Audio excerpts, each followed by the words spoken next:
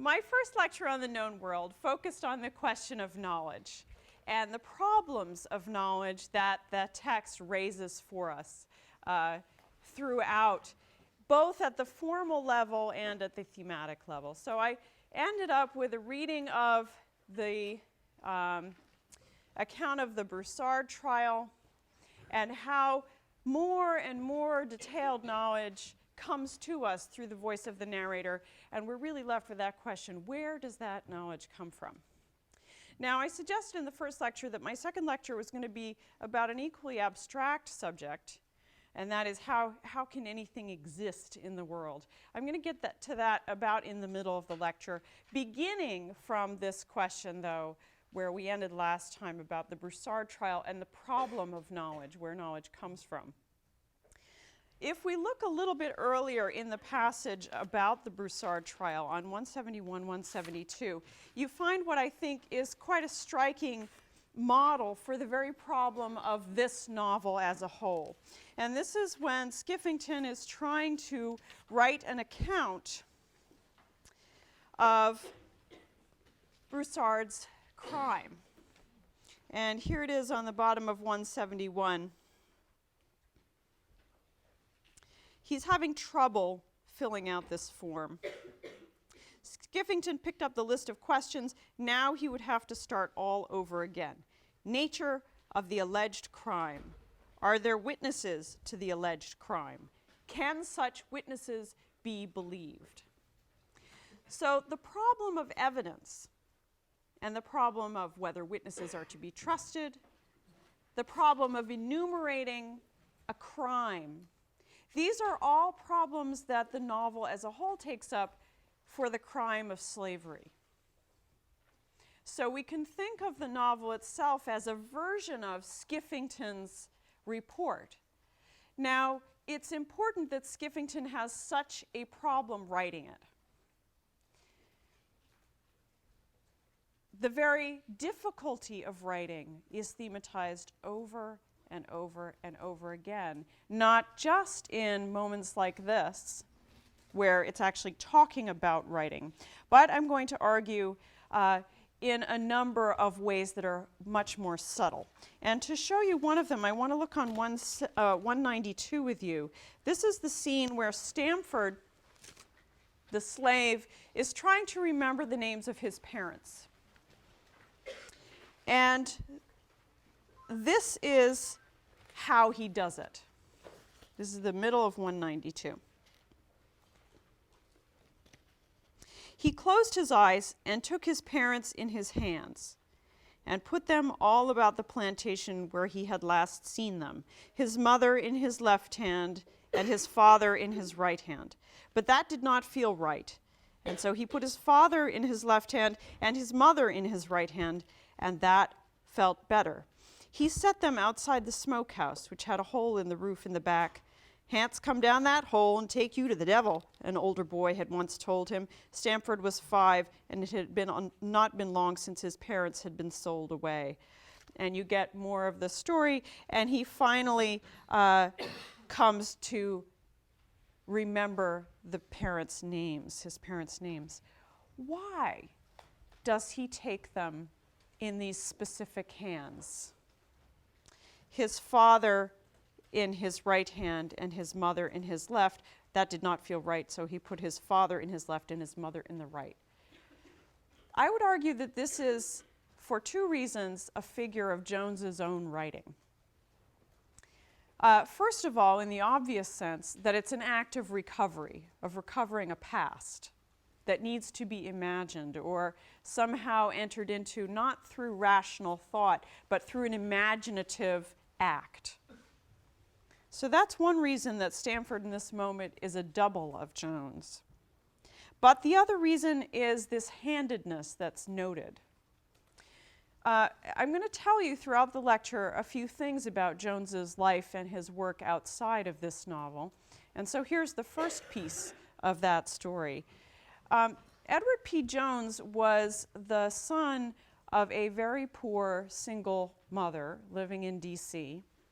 He had a younger brother who was mentally disabled, who had to be given away to an institution because the mother could not support him. Jones's mother was illiterate. So here is someone writing this novel, and his background is an illiterate mother. This matters enormously to him. He, in his first story collection, has a story called, I think it's called First Day, where he tells the story of a young girl going off to school for the first time, holding the hand of her illiterate mother. Jones reveres his mother. When he talks about her, it's with incredible reverence and love. Jones sees his mother very much as a source of his writing. So here's that first tension in the act of writing, that here is a writer who takes as his source, spiritual source, an illiterate woman. That's why the mother has to go in his right hand in this scene.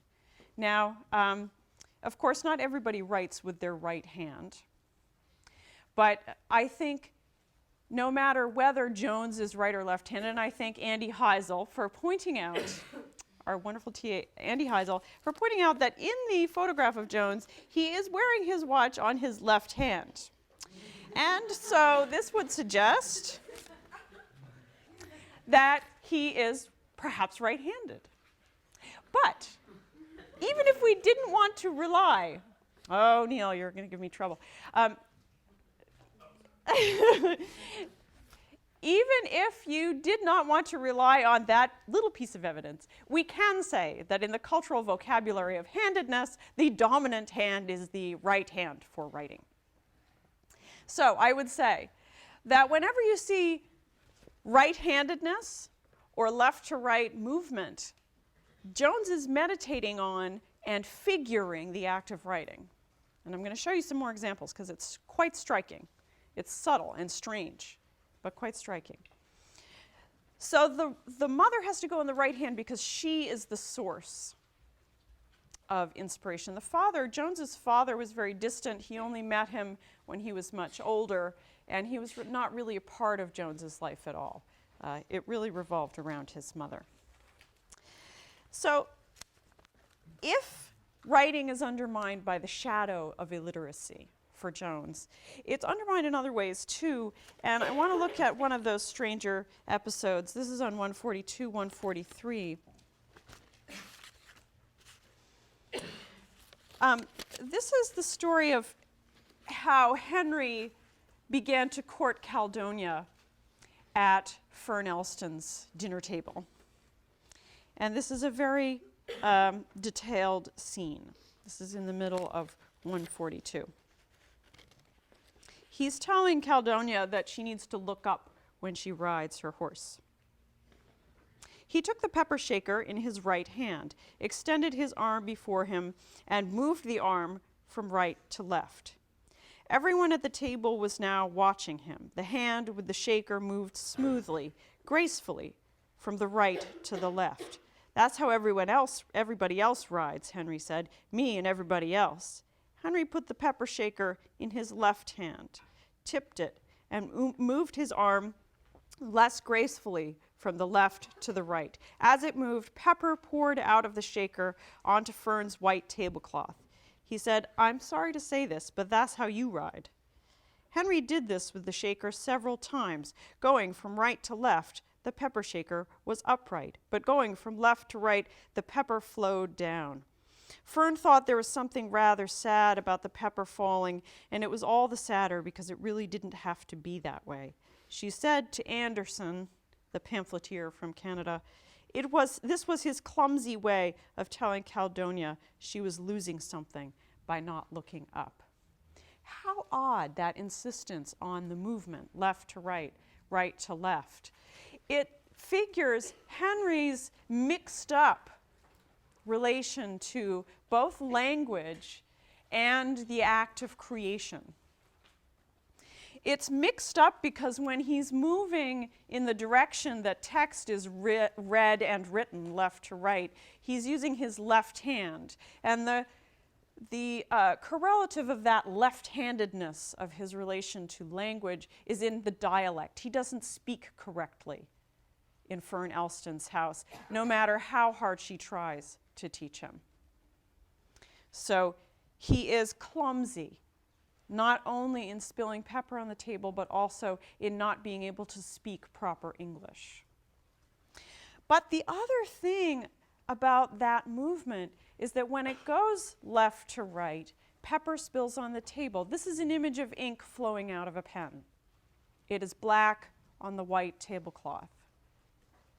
And it's an image for language in jeopardy because, of course, it's dust, it's powder.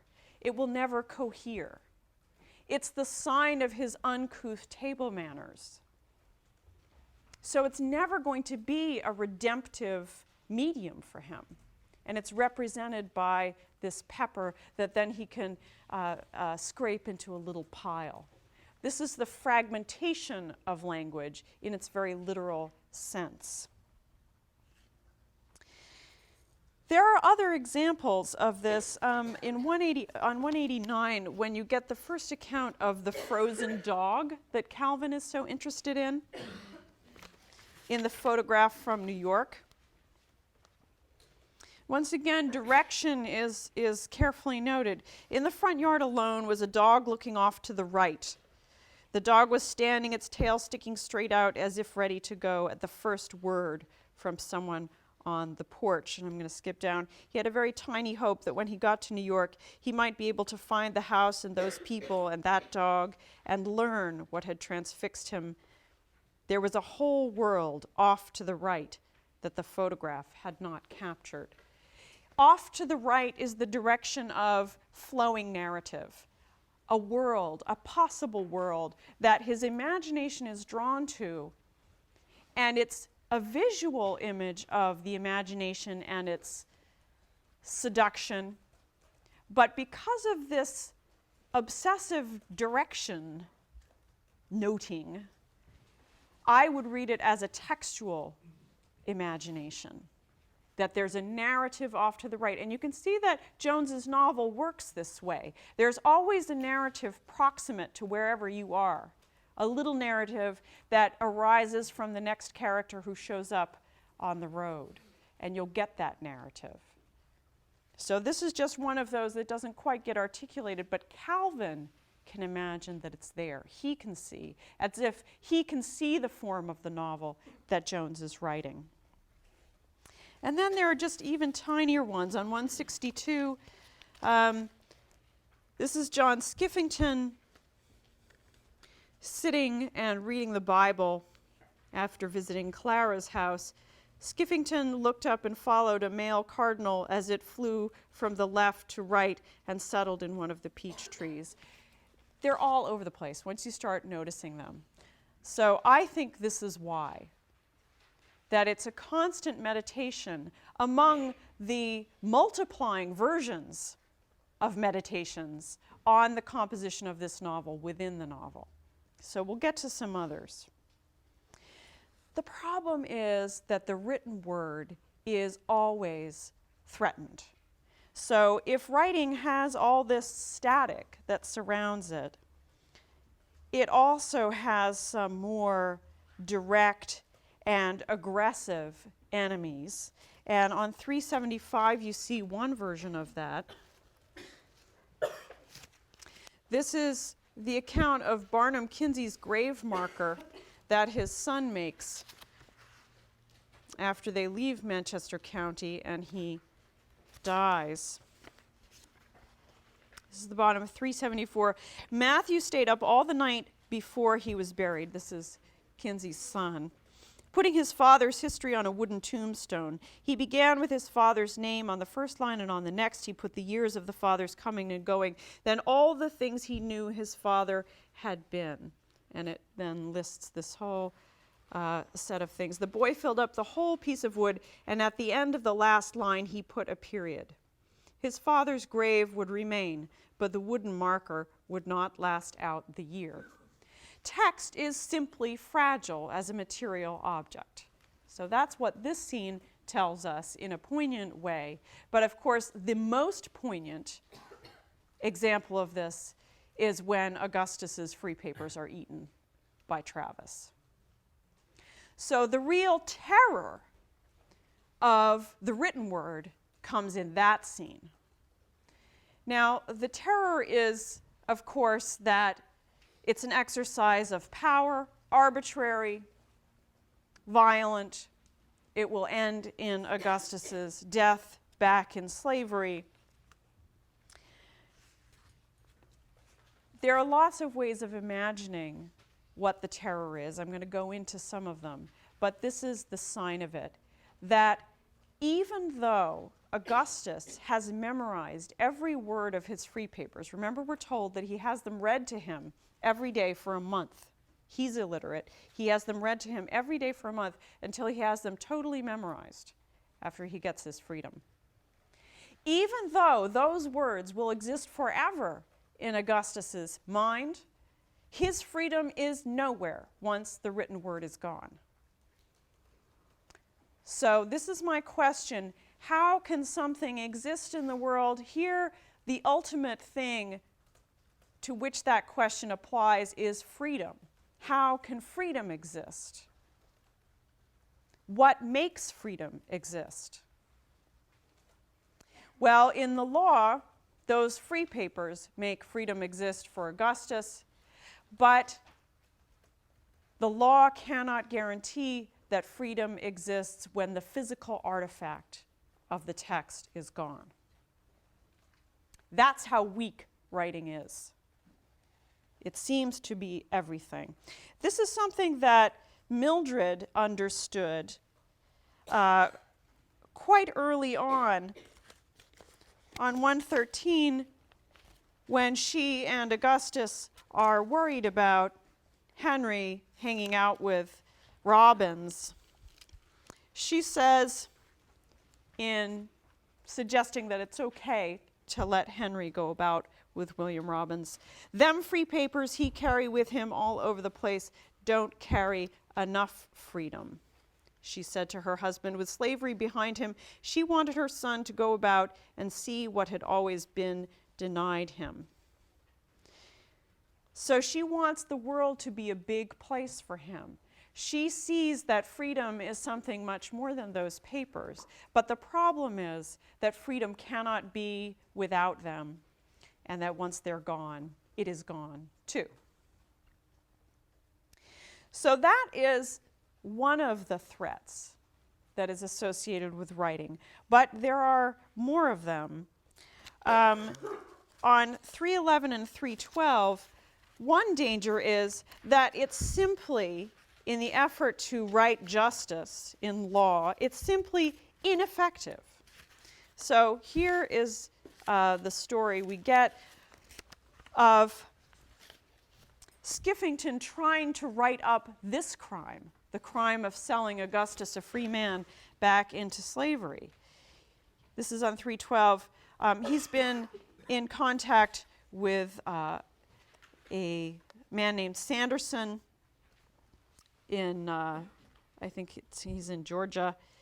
He got a letter from Sanderson 3 days after that. The crime had indeed been committed, he wrote, and Sanderson included material he had copied from books saying so. So Skiffington wasn't sure whether it was really a crime. Somehow he began to get confused, and you can see that confusion. I won't read it on the prior page, on 311 in the middle of the page. So when Skiffington once again starts writing up the crime, he becomes confused. Did he really have a crime to describe? He gets confirmation that he does. But Skiffington heard from Richmond, yes, it's a letter from Richmond, again 4 days later, in handwriting he did not recognize. A Graciela Sanderson let him know that her husband Harry was dead and that she was now charged with keeping up his correspondence. He read the 8-page letter twice, but he found nothing in it about what Virginia was doing about the crime of selling free Negroes. The widow told him about her husband, how she had met him when he vacationed in Italy, how he had wooed her, brought her to America after their wedding, and made her a happy woman in Richmond, quote, where the governor is in residence, quote. And then she closes with comments about the weather. So the law's effort to deliver justice through the writing of a crime, the documenting of a crime, is displaced by a woman's effort to recover her lost husband by telling that story. So there are competing claims on language in this scene: the widows and Skiffingtons, and more distantly, Augustus's and Mildred's. None of these claims are adjudicated in any kind of way that puts one above the other. And Skiffington's weakness, of course, is that he will never seek to right that balance. He resigns himself to the weakness of writing. More chillingly, and I think more complicatingly, writing also carries the risk of reinstating the master-slave relationship. And I think it does this by direct reference back to Jones himself. If you read slowly through the scene of Augustus being sold back into slavery, it's quite striking the way contingency or happenstance plays a part in the scene. So after Travis has eaten Augustus's papers, this is at the very bottom of 212, a wagon twice as large as Augustus's came up to the four men. Driving it was a large black man, and beside him a much smaller white man. And Travis teases Darcy, the slave trader, about how he's never known the time in his life, but suddenly here he is at exactly the right time. Then he later says, as he's formulating the idea of selling Augustus to Darcy, he says, "God works in mysterious ways. This ain't exactly what I had in mind when I stopped this nigger, but this here will do just the same." Who made that wagon appear? Why does that wagon appear? Jones made that wagon appear. What we're given is not a fiction about Travis intending to sell Augustus back into slavery. But what we're given instead is a surprise on the road. Who makes that surprise appear? Only one person, the person in charge of making the narrative. So the problem with writing is not just that it's shadowed by the fact of illiteracy. It's not just that it's vulnerable to physical decay. It's not just that it's weak and it can't make anything exist in law. It's not just that it's demanded by multiple people for different purposes that come to cancel each other out. It's that by writing, by taking on that quality of masterfulness, you begin to be complicit in the very crime that you're describing. The imagery of God looking down on his creation is everywhere in this novel. And it's applied to all kinds of characters, including Henry, who thinks that he will look down on his slaves the way God looks down on his creation from heaven. That position of mastery and that geographic remove of being above your subject is associated with the slave master, but it's associated very much with Jones. And I'll come back to this in a minute when I talk about the tapestry, because of course the tapestry at the end of the novel, Alice's tapestry, is the most dramatic figure for the whole novel. There are lots of figures for the novel, including the map of the known world, but foremost that tapestry at the end, which mimics the novel in every way. Even that has the perspective of little figures looking up So it even puts Alice in that masterful position, or indeed anyone who looks upon that tapestry. So if writing is so weak, if it entails such terror, are we given any alternative for creative durability? And I think we are in the plastic arts.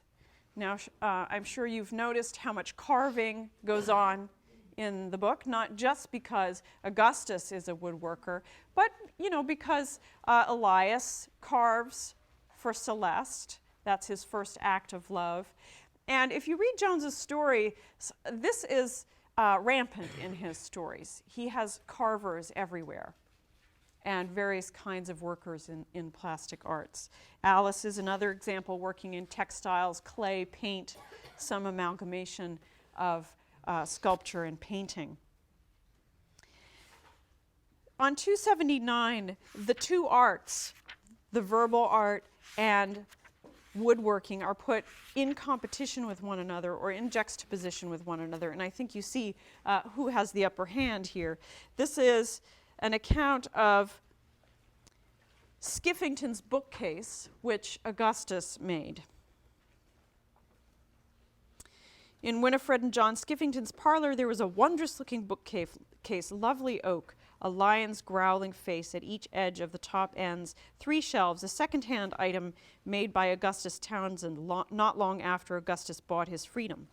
He had first thought he would keep it for himself and the family he would buy out of slavery, though none of them could read then. He and Mildred would never learn to read. There's that shadow of illiteracy. Our attention is called to it the minute the books are mentioned. He would keep it as a kind of symbol for his determination to get them. But then he realized that what he could get for the bookcase would bring his wife and child closer to him, so he put a price on it, $15. It had been originally sold to a man of 2 slaves who lost his sight, another risk to reading. You can go blind. And so, as he told Skiffington, lost his hunger and thirst for books. Skiffington bought it for $5. Augustus's art is durable. It can be passed from person to person, and it maintains its figurative power. It's important that all of his work is figurative. It suggests narrative, and so it's aligned with Jones's art in that way.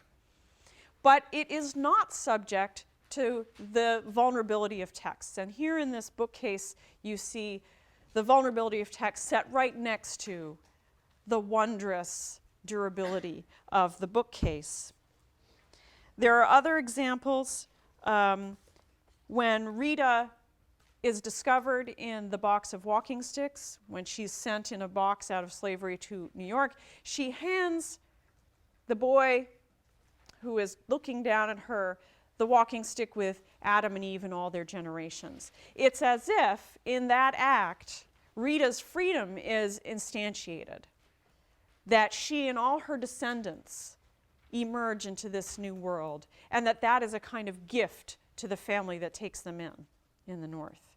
So it has a very evocative narrative power that doesn't depend on people's being able to read it. And we're told in that scene that the boy receives it as if this is what he had been waiting for all along. Suggests a perfect receptivity. No going blind here. Perfect receptivity. There is also, on 219, one of Augustus's chairs that I think is worth looking at.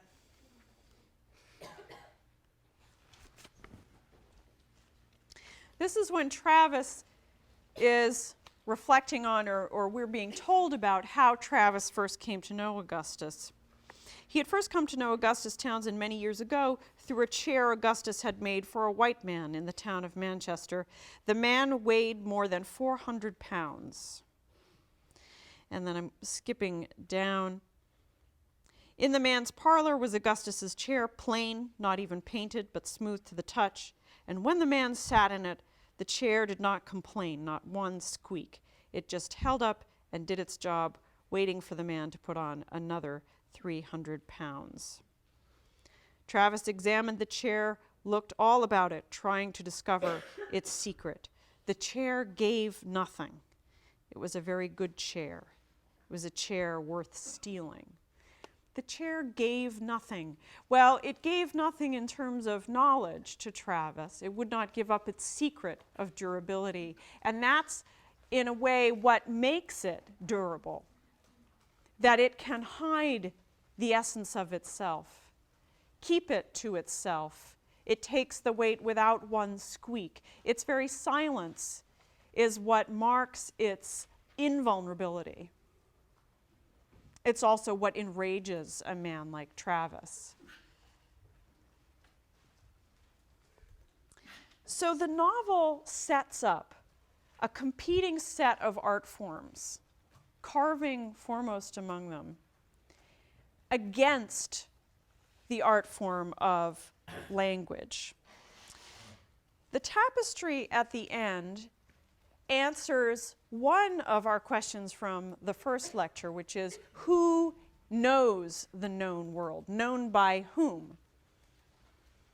What we come to find out is that Alice, although she seemed insane, is the one who knows Manchester County. She has walked all over it in the freedom carved out by her insanity. One thing that's interesting about Alice is that she, despite her insanity, seeming insanity, is the one most in control of her language. She is the most successful storyteller in this novel. So if you think of other alternatives, Moses, he tells Caldonia stories that finally fail to persuade her imagination that any slave she owns could be free. We're told explicitly, as Calvin tries to persuade her at the end of the novel, that it's her failure of imagination that keeps her from emancipating her slaves after Henry's death. Despite all of Moses' stories, she still cannot see him or anyone else as a free person. So Moses' storytelling is a complete failure in this way. But Alice's storytelling about the mule that kicked her in the head, we find that out early in the novel. That's the story about her. That's why she's said to be crazy, was, we're told, so vivid, so sad, that everybody believed it. The very control she has over her crazy chants are what persuades the whole world around her that she's not worth bothering with as she wanders around the roads with impunity. It also gives her occasion to mock the master, the structure of slavery, the patrollers, and she can do it with impunity as well. So she has a freedom of mind as well as a freedom of movement that nobody else in the novel has who is a slave. So she is doubly marked as an artist in language and in the plastic arts. But she's importantly, I think, not a writer. You'll note if you look at 384, 385, where the tapestry is described, there's still some whiff of that fragility. And I see that in the admonition that is hung next to the tapestry and that Priscilla repeats when Calvin reaches out to touch it. She says, "Please do not touch." There's that sense that this is still something that needs to be protected. Now, why the terror? Why the fragility? Well, I think this has a lot to do with how this novel was composed. Edward P. Jones wrote his first book of short stories in the 1990s, in the early 90s. I can't remember the date exactly. And it was very successful, but not successful enough to support him. So he worked as an editor at a journal called Tax Notes. It was a journal of tax law. Scintillating. Jones was working there, and I'm going to tell you a story now that he tells in some of his interviews, but I heard first from his agent, a guy named Eric Simonoff, who I had up to visit one of my classes when we were studying this novel. Eric says that he heard from Edward that Edward had this idea for a novel about a black slave owner, but he said, don't tell anyone. This is a stealable idea.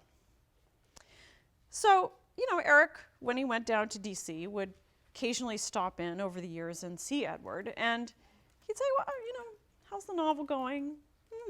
Didn't seem to be much on paper. And time passed, 10 years or so, and Eric thought, I'm not sure if this novel is ever going to get written. In the meantime, Jones had amassed about 125 books of history of the period that he's working in the novel, because he felt that in order to write a novel like this, he really needed to master that history. It was very intimidating to him, though. So that, combined with his tax notes job, he had about 12 pages written. So he went on vacation after a long time. He hadn't had a vacation. He had about a 6-week vacation. He finally got a start. And one of the ways that he got himself to start was he decided that he was going to forget about the history, that he was going to make it all up. So all the historical sources, if you read the back of the book, you will know this, all the historical sources are fictional here. The census reports, every detail is fictional. So that was his first move. Then he got laid off from tax notes right after this vacation. Edward P. Jones then wrote this novel in 3 months. And Eric says that it became clear to him over the years that Jones had in fact memorized entire chapters of what became this novel. It was all in his head, all the words in their order. And so when he had the time, and when he freed himself from the obligation to history, out it came. I think this says a lot about the images of writing that you see all over the novel. Imagine the kind of terror that you would feel knowing that you had all this in your mind, and knowing also that it didn't yet exist on paper, that you had only 12 pages. Maybe if you're writing papers now, you feel this terror of the blank page. It's possible. That's a real terror for a writer. Combine that with the shadow of illiteracy, the feeling of possible betrayal for a son to be a writer when his beloved mother had no access to the written word. This is a very vexed, complex psychological relationship that I would suggest, my guess is, that it has a lot to do with how he imagines the relative fragility and the relative power of fiction versus these other arts. So Jones models his narrative on those other arts in an effort to solve the problems that are presented by the terror of the written word's fragility. Its very uneasy relation to existence. Does a novel exist? Does it not? And I think there's actually even a figure for Jones in a particular character, one of these tiny characters on 343.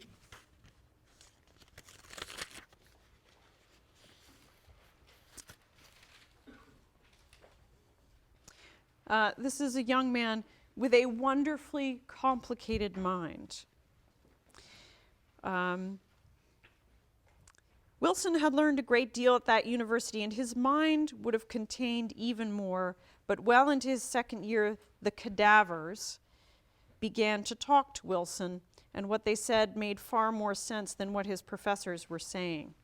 The professors, being gods, did not like to share their heaven with anyone, dead or alive, and they sent the young man home in the middle of his second year. Here you see a figure for someone whose imagination is so powerful that it makes the dead talk. And think back again to the image of Stamford, by placing the image of his parents all over the mansion, all over the plantation, finding their names. That's a little like talking to cadavers. They are dead, those parents.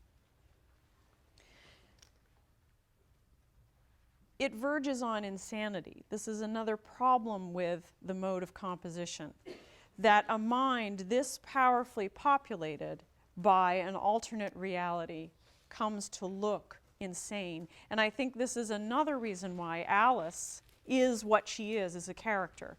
If she's going to be one of the major doubles for Jones, her insanity is part of that picture. We can think of it as a willed insanity, but it has the residue of doubt about it. Maybe she really is insane to some degree. Is there a sharp line between an imagination that can produce a narrative so thoroughly populated as this one, and a narrative, and a mind that sees cadavers talking to you?